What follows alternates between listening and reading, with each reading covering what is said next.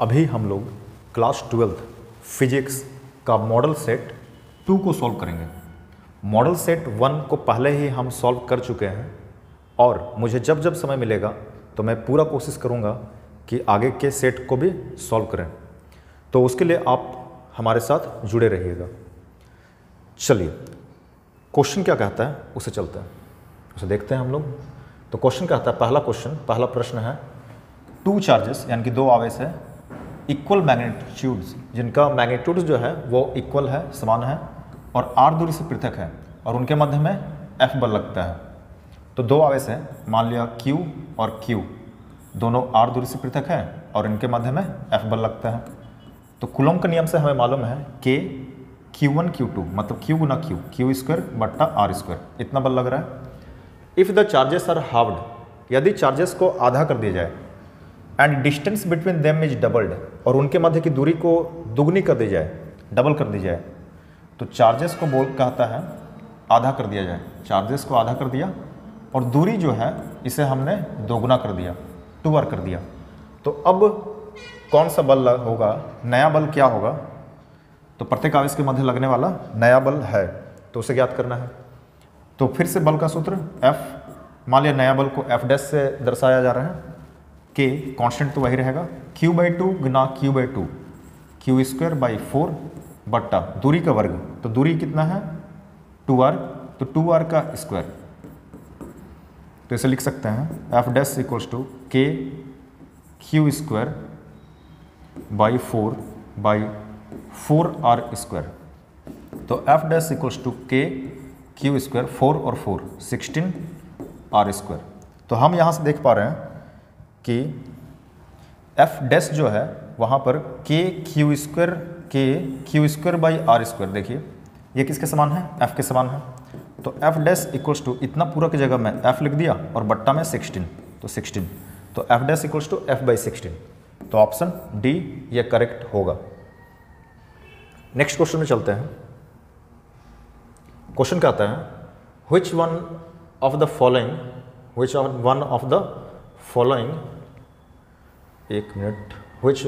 following is the SI unit of electric field ना।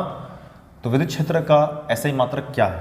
क्या coulomb, Newton, volt, Newton प्रति coulomb? तो इसका आंसर होगा न्यूटन प्रति कूलम। क्यों? क्योंकि E इक्वल्स टू पढ़ा हुआ है F/Q, तो बल का मात्रक न्यूटन, आवेश कूलम, तो न्यूटन प्रति coulomb, D, option D.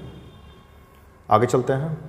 Next question कहता है, देखिए, when an electric dipole is placed in uniform electric field, जब किसी विद्युत द्विध्रुव को एक समान विद्युत क्षेत्र में रखा जाता है, इलेक्ट्रिक फील्ड में रखा जाता है, तो वो क्या अनुभव करता है? तो वो अनुभव करता है बल आघूर्ण या फिर टॉर्क।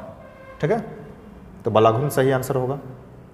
नेक्स्ट क्वेश्चन कहता है, 1 वोल्ट इक्वल्स टू, तो 1 वोल्ट किसका मात्रक है? विभव का। और V इक्वल्स टू W/Q पढ़ा हुआ है हमारा, तो V की जगह वोल्ट, W कार्य के मात्रक जूल और चार्ज के मात्रक कूलम। तो 1 वोल्ट किसके बराबर होगा? Joule per coulomb. तो जूल पर कूलम, कौन सा option? C, joule per coulomb. Next question में चलते हैं। इफ अ डाइलेक्ट्रिक स्लैब, अगर एक डाइलेक्ट्रिक स्लैब को इंट्रोड्यूस कर दिया जाता है पैरेलल प्लेट्स के 2 प्लेटों के बीच में, तो पैरेलल प्लेट्स के 2 प्लेटों के बीच में अगर पैरेलल प्लेट्स ये हैं, इनके बीच में एक डाइलेक्ट्रिक स्लैब को रख दिया जाता है, तो उनका जो कैपेसिटेंस है वह बढ़ जाता है। क्या हो जाता है? बढ़ जाता है, इंक्रीजेस, बढ़ती है। ये करेक्ट आंसर होगा। नेक्स्ट चलते हैं, the value of absolute permittivity of free space. तो absolute permittivity of free space यानी कि इप्सनोड का यूनिट क्या होगा, या तो वैल्यू क्या होगा? तो वैल्यू ये होता है 8.854 × 10⁻⁻12। क्लियर? तो option A is the correct answer. Next question है, इन a reason of constant potential, ध्यान से समझिए, इन a reason of constant potential, अगर पोटेंशियल कांस्टेंट है तो कौन सा ऑप्शन करेक्ट होगा? थोड़ा हम इसे बना करके हल करते हैं, सॉल्व करते हैं। देखिए, E इक्वल्स टू हमने पढ़ा है -dV/dr, ठीक है, और हम जानते हैं कि किसी भी कांस्टेंट का डिफरेंशिएशन जीरो होता है, कांस्टेंट का डिफरेंशिएशन जीरो होता है।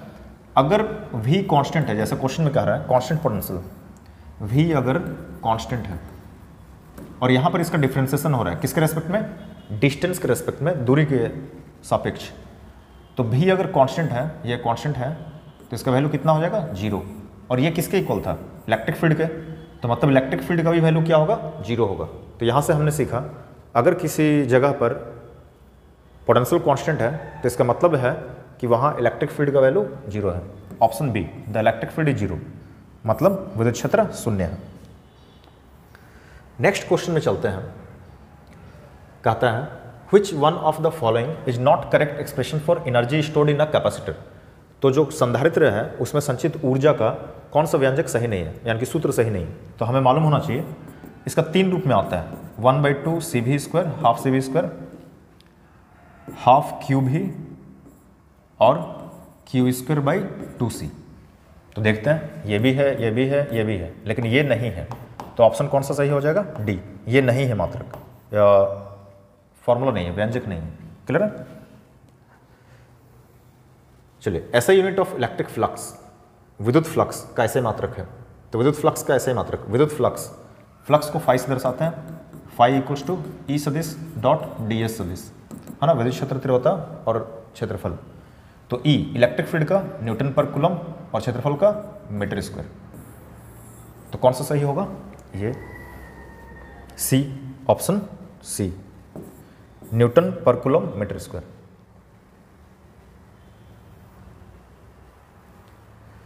चलिए next question, the surface considered for Gauss's law, the surface considered for Gauss's law. तो गॉस के लॉ के लिए कौन सा सरफेस माना जाता है, तो हमें मालूम है गॉसियन सरफेस, गॉसियन सतह। Next question, an electric charge Q, कोई एक इलेक्ट्रिक चार्ज है Q, इसे प्लेस किया गया है eight the centre of a cube of side A। तो मान लिया एक क्यूब है, ये एक क्यूब है, क्यूब मतलब घन है, और घन के केंद्र पर Q आवेश रख दिया गया। कितना आवेश, Q। The electric flux on it's faces will be. तो हमें मालूम है ये कैसा है, क्लोज सरफेस है। तो गॉस का थ्योरम क्या कहता था, गॉस का थ्योरम ये कहता था टोटल जो इलेक्ट्रिक फ्लक्स होगा, वो होता है Q/ε0। कितना होता है, Q/ε0। लेकिन हमें मालूम करना है कितने के लिए, one of its faces, one मतलब एक केवल पृष्ठ से गुजरेगा कितना। तो हमें मालूम है क्यूब में कितना पृष्ठ होता है, क्यूब मतलब घन में कितना पृष्ठ होता है, 6 पृष्ठ। तो एक पृष्ठ से कितना गुजरेगा, तो एक पृष्ठ से गुजरेगा इसका 1/6, तो कितना हो जाएगा 1/6 एक पृष्ठ के लिए, है ना, for one of its faces, एक फलक पर। तो 1/6 अगर कर दिया जाए Q/ε0 का, तो इतना गुजरेगा। तो कौन सा ऑप्शन करेक्ट होगा, ये Q/6ε0। नेक्स्ट क्वेश्चन में बढ़ते हैं। चलिए नेक्स्ट क्वेश्चन कहता है Ohm's law is followed by, Ohm के नियम का पालन किया जाता है। तो किसके द्वारा, कंडक्टर, हाँ कंडक्टर के द्वारा किया जाता है। सेमीकंडक्टर अर्धचालक के द्वारा नहीं किया जाता है। इंसुलेटर नहीं करता है, ये तो नहीं होगा। तो ऑप्शन ए करेक्ट होगा। तो ओम के नियम का पालन चालन करता है। Next question, drift velocity Vd varies with the intensity of electric field as per the relation. तो ड्रिफ्ट वेलोसिटी Vd, तो हमने पढ़ा है Vd म्यू क्या होता है, मोबिलिटी, म्यू होता है मोबिलिटी, या इसे ही हिंदी में गतिशीलता कहते हैं। तो म्यू इक्वल्स टू होता है Vd/E, तो यहाँ से लिख सकते हैं Vd equals to mu E। तो ड्रिफ्ट वेलोसिटी जो है वो E के क्या है, प्रोपोर्शनल है। क्या है, प्रोपोर्शनल। तो कौन सा ऑप्शन सही होगा, D, option D is the correct answer. Next question, Kirchhoff's junction rule मतलब first law is based on conservation of. तो किरचॉफ का फर्स्ट लॉ या जंक्शन लॉ जो है वो किस पर बेस्ड था, तो वो बेस्ड था चार्ज पर, यानी कि आवेश पर। ऑप्शन बी सही होगा।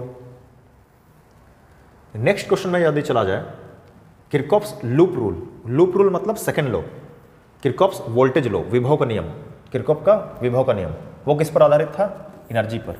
किस पर? एनर्जी पर। Next question, the resistivity. Resistivity मतलब प्रतिरोधकता, जिसे हमने रो से दर्शाया। तो यह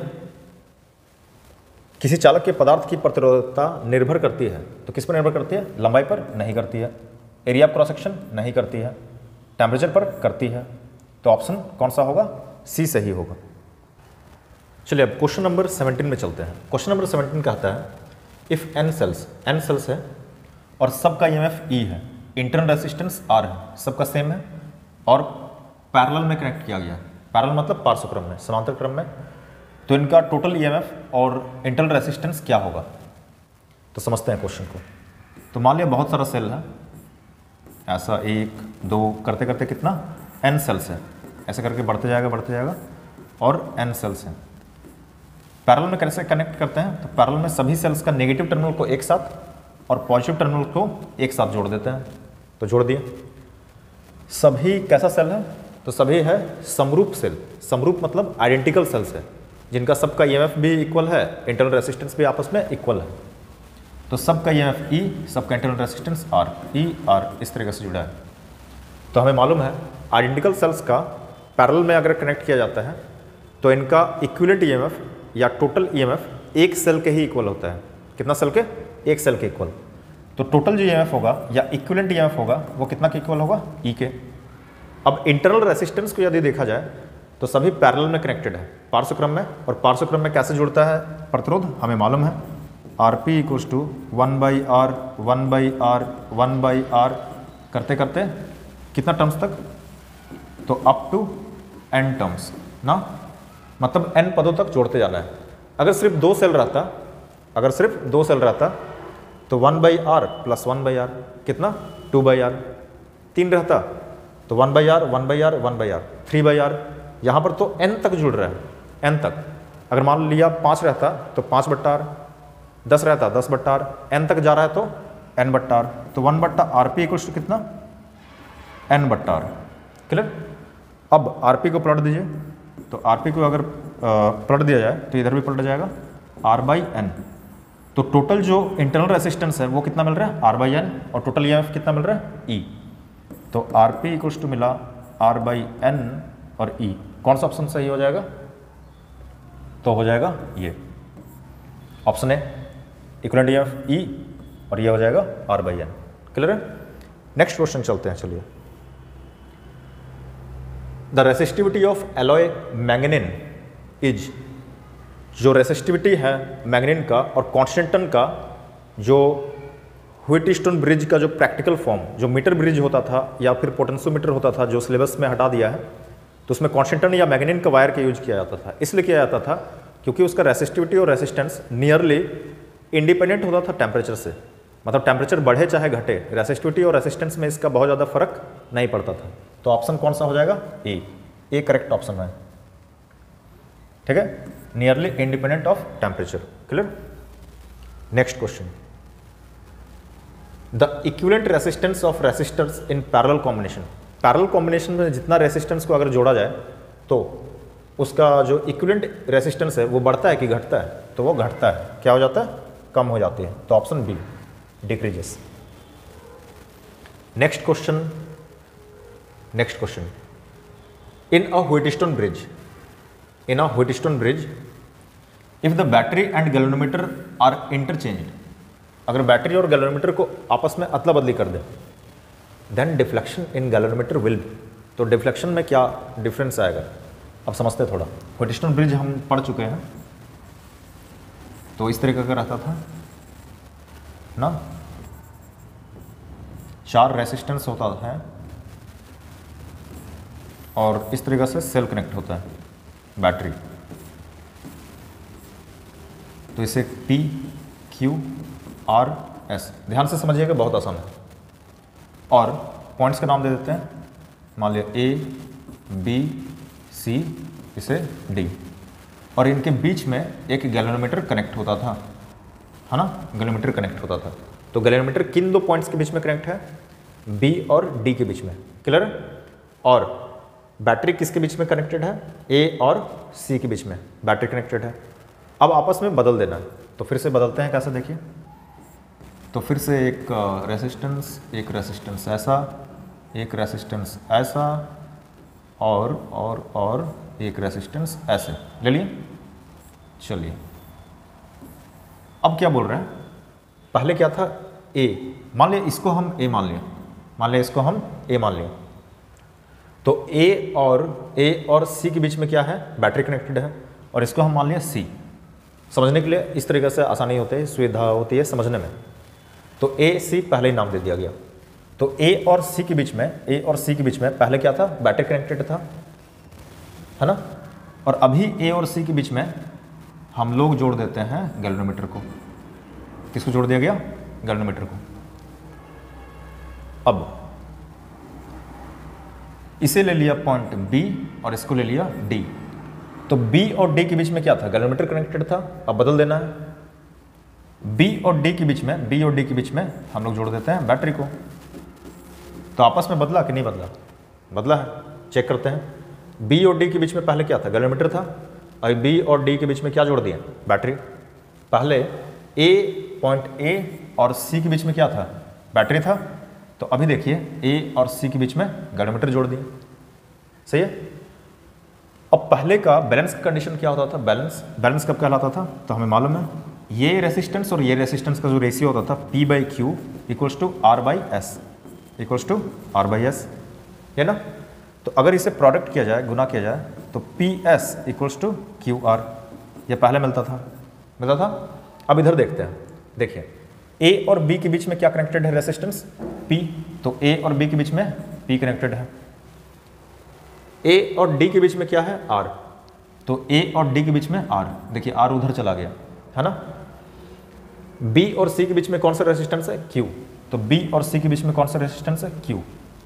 और सी और डी के बीच में रेसिस्टेंस है S। तो सी और डी के बीच में रेसिस्टेंस है S, सही है। अब व्हीटस्टोन ब्रिज के बैलेंस की कंडीशन में चेक करते हैं है कि नहीं बैलेंस। तो ये रेसिस्टेंस और ये रेसिस्टेंस का जो रेशियो होता था P बाई क्यू, तो यहाँ पर क्या हो जाएगा, P by R equals to, अब चेक करना है, R बाई एस होता था, तो R की जगह यहाँ तो Q है बाई S। अब चेक करके देखते हैं, आपस में तो बदला बदली कर दिया, क्योंकि B और D के बीच में गैल्वेनोमीटर था पहले, अभी B और D के बीच में बैटरी जोड़ दी। ए और सी के बीच में बैटरी था, अभी ए और सी के बीच में गैल्वेनोमीटर जोड़ दिया। अब चेक करते हैं, तो इधर प्रोडक्ट हो जाएगा, तो PS किसके इक्वल होगा, QR के। तो अभी भी जो रेसिस्टेंस का जो रेशियो था उसमें कोई चेंज नहीं हुआ, चाहे गैल्वेनोमीटर की जगह में बैटरी को जोड़ दिया जाए और बैटरी की जगह में गैल्वेनोमीटर को, तो अभी भी गैल्वेनोमीटर का डिफ्लेक्शन में कोई चेंज नहीं होगा, बैलेंस पॉइंट में भी कोई चेंज नहीं होगा। तो ऑप्शन कौन सा सही होगा, नॉट चेंज। क्लियर है, नहीं बदला। तो क्या नहीं बदला, गैल्वेनोमीटर में विक्षेपण नहीं बदला मतलब कोई डिफ्लेक्शन शो नहीं करेगा, मतलब अभी भी व्हीटस्टोन ब्रिज बैलेंस ही होगा। चलिए आगे बढ़ते हैं। अब यहां कहता है question number 21, the nature of parallel current and anti parallel currents are. तो मतलब कहना चाहता है कि दो पैरेलल करंट कैरिंग कंडक्टर्स हैं, मतलब एक से I1 करंट, दूसरा से I2 करंट पैरेलल जा रहा है, और दूसरा करंट कैरिंग कंडक्टर्स हैं जिनमें मान लिया एंटी पैरेलल जा रहा है। अगर I1 अगर नीचे जा रहा है तो I2 ऊपर जा रहा है, इस तरीके का। हमें एक चीज़ याद रखना है, पैरेलल करंट कैरिंग कंडक्टर्स के बीच में फोर्स ऑफ अट्रैक्शन लगता है। क्या लगता है, अट्रैक्शन। और ऑपोजिट करंट कैरिंग कंडक्टर्स के बीच में फोर्स ऑफ रिपल्सन लगता है। क्या लगता है, रिपल्सन, यानी कि यहाँ आकर्षण लगेगा समान दिशा के लिए और विपरीत दिशा में लगता है प्रतिकर्षण। तो कौन सा ऑप्शन सही होगा, समानांतर धाराएं आकर्षित करती हैं और समानांतर विपरीत धाराएं पीछे हटती हैं, दैट मीन्स प्रतिकर्षित होती हैं, मतलब option B, parallel currents attract and anti parallel currents repel. Clear. Next question में चलते हैं हम लोग। नेक्स्ट क्वेश्चन कहता है क्या, अच्छा क्वेश्चन है, देखिए समझते हैं। A charge particle is moving on circular path. मान लिया कोई चार्ज पार्टिकल है, क्यों मान लिया, एक सर्कुलर पाथ में मूव कर रहा है with velocity v in uniform magnetic field B। तो वेलोसिटी v से और मैग्नेटिक फील्ड कितना बताया, b से मूव कर रहा है, गति कर रहा है। सर्कुलर पाथ में याद रखना है, जब भी किसी चार्ज पार्टिकल पर परपेंडिकुलर मैग्नेटिक फील्ड पड़ता है तो वो कैसा पाथ में मूव करता है, तो वह सर्कुलर पाथ में मूव करता है। कैसा पाथ में, सर्कुलर पाथ में। तो इसलिए सर्कुलर पाथ में मूव कर रहा है। Velocity of the charge particle doubled. अब अगर वेलोसिटी को डबल कर दिया जाए, वेलोसिटी को डबल कर दिया जाए and strength of magnetic field is halved, और बी का जो मैग्नेटिक फील्ड का जो स्ट्रेंथ है उसे आधा कर दिया जाए, देन रेडियस बिकम्स, तो उसका रेडियस में क्या इफेक्ट पड़ेगा, चलिए समझते हैं। हमें मालूम है मैग्नेटिक फील्ड के कारण जो फोर्स पड़ता है, लगता है चार्ज पार्टिकल पर, वो होता है क्यू भी बी साइन थीटा। तो थीटा की जगह यहाँ पर 90 डिग्री, क्योंकि 90 डिग्री परपेंडिकुलर मैग्नेटिक फील्ड के कारण ही लंबवत चुंबक के क्षेत्र के कारण ही आवेशित कण वृत्ताकार पथ में गति करता है, तो 90 डिग्री। और हमें मालूम है सर्कुलर पाथ में मूव करने के लिए एक फोर्स रिक्वायर्ड होता है, जिसे कहते हैं सेंट्रीपिटल फोर्स, अभिकेंद्रीय बल। Without centripetal force nobody can move in a circular path, कोई भी घूम नहीं सकता है वृत्ताकार पथ में। तो वो फोर्स का फॉर्मूला मालूम है, mv²/r, सही है। साइन 90 डिग्री तो 1 हो जाता है, तो 1 से प्रोडक्ट होगा वही रहेगा, तो क्यू भी बी इक्वल्स टू mv²/r। देखिए v और v कैंसिल कर गया, तो यहाँ से r को निकाल लेते हैं, तो r इक्वल्स टू हो जाएगा mv/qb, है ना। तो रेडियस तो मिल गया। अब क्या बोलता है, देखिए velocity, if the velocity of charge particle is doubled. मान लिया अभी नया जो वेलोसिटी है वो कितना कर दिया, दोगुना कर दिया, और strength of magnetic field is half, और जो नया जो मैग्नेटिक फील्ड का स्ट्रेंथ है वो आधा कर दिया, शुरू का क्या कर दिया, हाफ कर दिया। तो अब रेडियस में क्या इफेक्ट पड़ेगा, चलिए करके देखते हैं। तो नया जो रेडियस होगा आर डैश लगा दिया, मास में तो कोई चेंज नहीं होगा, भी की जगह 2v/q, और यहाँ b की जगह b/2, तो r डैश इक्वल्स टू 2, और ये 2 ऊपर चल जाएगा, 4 mv/qb, सही है। तो अब देखिए r डैश इक्वल्स टू, यहाँ देखिए r dash equals to 4 times mv/qb, कितना लिख सकते हैं, r, तो क्या हो जाएगा, 4 गुना बढ़ जाएगा, 4 टाइम्स इंक्रीज कर जाएगा। मतलब पहले अगर ऐसे घूम रहा था तो अब 4 गुना बड़ा रेडियस में वो सर्कुलर पाथ में मूव करेगा। कब, जब ऐसा कंडीशन मिलेगा तब। सॉल्व करके हमने देखा। चलिए नेक्स्ट क्वेश्चन में चलते हैं। The unit of magnetic flux is, तो मैग्नेटिक फ्लक्स का यूनिट क्या होता है, तो मैग्नेटिक फ्लक्स का यूनिट याद रखना है, वेबर होता है। क्या होता है, वेबर। चुंबकीय फ्लक्स की ऐसा इकाई weber. Next question, cyclotron is use to accelerate. Cyclotron का उपयोग एक्सेलरेट कराने में, मतलब त्वरित कराने में होता है। क्या चीज को त्वरित कराने में, धनायन या तो धनावेशित कण को, पॉजिटिव आयन्स। नेक्स्ट क्वेश्चन कहता है, देखिए क्या, the magnetic field B at the centre of a current carrying circular loop. कोई वृत्ताकार लूप है, उसके केंद्र पर मैग्नेटिक फील्ड, चुंबकीय क्षेत्र का मान क्या होगा। तो कोई सर्कुलर लूप के अंदर केंद्र पर मैग्नेटिक फील्ड का वैल्यू क्या होगा। तो उसके लिए फॉर्मूला हमें मालूम है, μ0/4π 2πNI/r। तो मैग्नेटिक फील्ड क्या है, इनवर्सली प्रोपोर्शनल है किसके, डिस्टेंस के, r के। तो कौन सा ऑप्शन करेक्ट होगा, ये B is inversely proportional to r। ठीक है, ये क्वेश्चन नंबर 25। नेक्स्ट क्वेश्चन चलते हैं। देखिए क्वेश्चन क्या आता है, the distance between 2 parallel current carrying conductors. 2 parallel current carrying conductors है, इस तरीके से parallel current carrying conductors, same direction में करंट मूव कर रहा है, I1 I2 सेम डायरेक्शन में जा रहा है। डिस्टेंस को डबल कर दिया गया। मान लीजिए शुरू में डिस्टेंस कितना था, r था, अभी हम लोग इसको और डबल कर दिया। चलिए डबल कर देते हैं, मान लिया हो गया ये 2r, सही है, डायरेक्शन तो वही है। What will be the effect on force. तो फोर्स में क्या इफेक्ट पड़ेगा, तो हमें मालूम होना चाहिए। Current carrying conductors, 2 parallel current carrying conductors के बीच में लगने वाला फोर्स का फॉर्मूला होता है μ0/4π 2I1I2/r, ये होता है। अब अगर डिस्टेंस को डबल कर दिया जाए तो नया फोर्स क्या होगा, μ0/4π 2I1I2। करंट में तो कोई चीज़ नहीं, डिस्टेंस जो है r की जगह कितना हो जाएगा, 2r ना। अब देखिए mu naught by 4/2 I1 I2/R, इतना पूरा की जगह में कितना लिख सकते हैं? तो F dash equals to F, यही ना है, तो इसकी जगह में पूरा की जगह में एफ लिख दिया, और बाई में क्या बच गया 2, तो क्या हो जा रहा है? आधा कम हो जाएगा। तो कितना हो जाएगा? बल 1/2 गुना हो जाता है, मतलब 1/2 गुना मतलब आधा हो जाता है। फोर्स बिकम्स हाफ टाइम्स, आधा हो जाता है। क्लियर है? चलिए अब नेक्स्ट क्वेश्चन में चलते हैं। तो नेक्स्ट क्वेश्चन क्या कहता है, आगे बढ़ते हैं। Question number 27, a moving charge particle experiences no force while moving through uniform magnetic field. तो हमें मालूम होना चाहिए कोई चार्ज पार्टिकल अगर मैग्नेटिक फील्ड में मूव करता है तो मैग्नेटिक फील्ड उस पर फोर्स लगाता है। कितना फोर्स लगाता है? QVB sine theta. तो मूविंग तो है, मतलब रेस्ट में नहीं है, तो थीटा का वैल्यू कितना होना चाहिए? 0 डिग्री या 180 डिग्री। तो 0 डिग्री कब होगा? जब वो पैरेलल मूव करेगा। मान लीजिए मैग्नेटिक फील्ड अगर इधर है और चार्ज पार्टिकल का मोशन जो है, वेलोसिटी का जो डायरेक्शन है वो भी सेम डायरेक्शन में है, तो दोनों के बीच का एंगल 0 डिग्री। और हमें मालूम है साइन 0 डिग्री का वैल्यू क्या हो जाता है? 0। तो 0 से प्रोडक्ट होगा 0, मतलब फोर्स 0 हो जाएगा। तो कौन सा ऑप्शन करेक्ट होगा? ऑप्शन करेक्ट होगा ये, if charge particle moves parallel to the magnetic field. मतलब यदि आवेशित कण चुंबक के क्षेत्र के क्या गति करे? समानांतर चलेगा, 0 डिग्री होगा, है ना, मैग्नेटिक फील्ड के समानांतर जाएगा 0 डिग्री, और साइन 0 0, तो कोई फोर्स पे एक्सपीरियंस नहीं करेगा, कोई बल नहीं लगेगा। नेक्स्ट क्वेश्चन में चलते हैं। देखिए नेक्स्ट क्वेश्चन क्या कहता है, the earth behaves as a magnet with magnetic field pointing approximately from the geographic. तो ये क्वेश्चन को समझते हैं। ये मान लिया अर्थ है, ये है जियोग्राफिक नॉर्थ, यह है जियोग्राफिक साउथ, भौगोलिक उत्तर, भौगोलिक दक्षिण। इसके अंदर एक काल्पनिक चुंबक को माना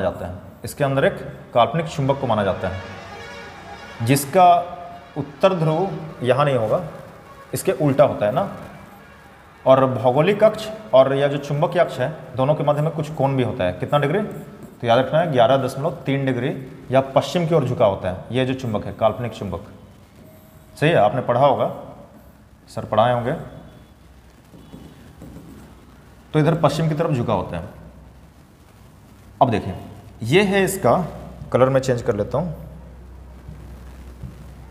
ये होता है इसका, ये है भौगोलिक दक्षिण ना, भौगोलिक दक्षिण है। तो इसका ये होगा उत्तर, चुंबकीय उत्तर, और ये रहेगा चुंबकीय दक्षिण। हमें मालूम है चुंबकीय क्षेत्र रेखा कहाँ से कहाँ, किधर से किधर जाती है? उत्तर से दक्षिण की ओर। तो उत्तर से दक्षिण इस तरीके से, है ना, तो उत्तर से दक्षिण। तो लेकिन यह भौगोलिक हिसाब से अगर देखा जाए, क्वेश्चन को यही चीज में घुमा दिया। तो क्वेश्चन को पूछ रहा है भौगोलिक या फिर जियोग्राफिक। तो जियोग्राफिक किधर से किधर जाएगा? तो जियोग्राफिक साउथ से geographic north. But actually magnet का अगर देखा जाए तो मैग्नेट का तो सही चल रहा है, magnetic north to magnetic south जा रहा है। तो भौगोलिक के हिसाब से देखा जाए, पृथ्वी के हिसाब से देखा जाए, तो पृथ्वी के दक्षिण से चुंबकीय क्षेत्र रेखाएं निकलती है और उत्तर में प्रवेश करती हैं। तो इसका ऑप्शन हो जाएगा south to north. Next question में चलते हैं।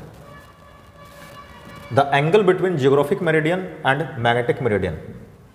तो जियोग्राफिक मेरिडियन और मैग्नेटिक मेरिडियन के बीच का एंगल क्या कहलाता है? तो वो कहलाता है मैग्नेटिक डिक्लिनेशन। मैग्नेटिक डिक्लिनेशन, चुंबकीय दिक्पात।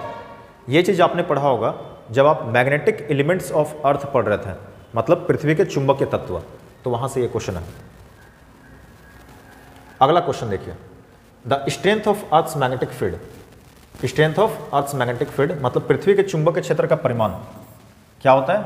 तो जगह के साथ बदलता भी है, ध्रुवों पर अलग होता है, विषुवत रेखा पर अलग होता है, मतलब इक्वेटर पर अलग, पोल पर अलग। तो ऑप्शन डी करेक्ट होगा, है ना, option D correct. Very from place to place to the surface, earth surface.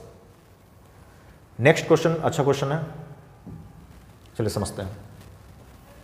The vertical component of earth's magnetic field, vertical component भी से रिप्रेजेंट कर रहे हैं, earth's magnetic field at a place is √3 times the horizontal component.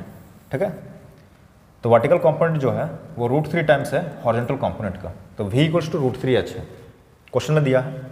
The value of angle of deep, angle of deep को represent करते हैं delta से। ठीक है, तो डेल्टा का वैल्यू क्या होगा? तो याद रखना एक फॉर्मूला रहता था, tan डेल्टा = v/h। सही है, तो टेन डेल्टा इक्वल्स टू भी की जगह √3h by H, H cancel कर गया, तो टेन डेल्टा इक्वल्स टू √3, और हमें मालूम है टेन कितना डिग्री √3, टेन 60 डिग्री √3, तो डेल्टा का वैल्यू कितना हो जाएगा 60 डिग्री, कितना degree 60 degree. Option C is the correct option. Next question, Lenz's law is a consequence of the law of conservation of energy. कौन सा ऑप्शन हो जाएगा, एनर्जी, ऊर्जा के नियम के संरक्षण पर आधारित है लेंज का नियम। इसमें कहता है जब क्षण चुंबक को नजदीक लाया जाता था बार मैग्नेट को, तो मैकेनिकल एनर्जी इलेक्ट्रिकल एनर्जी में कन्वर्ट होता है। Next question, the EMF induced in a coil, the EMF induced in a coil, EMF जो इंड्यूस होता है कॉइल में, हमें मालूम है फैराडे का second law, EMF induced in a coil is directly proportional to the rate of change in magnetic flux, to the rate of change in magnetic flux from Faraday's second law. Faraday का द्वितीय नियम से मालूम है कुंडली में उत्पन्न प्रेरित विद्युत वाहक बल चुंबक के फ्लक्स में परिवर्तन की दर मतलब टाइम के साथ उसके समानुपाती होता है। तो ऑप्शन कौन सा correct, B. Next question, SI unit of mutual inductance, SI unit of mutual inductance याद कीजिए, एम से दर्शाते हैं इसे, है ना। चाहे म्यूचुअल इंडक्टेंस रहे चाहे सेल्फ इंडक्टेंस रहे, यूनिट सेम होता है, तो ये इसका यूनिट होता है हेनरी। चलिए लास्ट क्वेश्चन पहुंच गए हम लोग। लास्ट क्वेश्चन कहता है the magnetic field is parallel to a surface. Magnetic field क्या है, पैरेलल है किसी सरफेस के, the magnetic flux through will be. अब मान लिया ये सरफेस है ना, अब मैग्नेटिक फील्ड लाइंस, ये मैग्नेटिक फील्ड है, अगर इसके सरफेस के पैरेलल गुजर रही है, मेरे हाथ के पैरेलल गुजर रही है, तो क्या इससे होकर के पास कर रही है, नहीं कर रही है, पैरेलल है ना, ये तो टेंजेंशियल जैसा हो गया, पैरेलल है, तो मैग्नेटिक फ्लक्स का वैल्यू क्या हो जाएगा, 0, क्रॉस नहीं कर पा रहे 0। तो इस तरीके से हमने मॉडल सेट 2 को सॉल्व कर लिया है।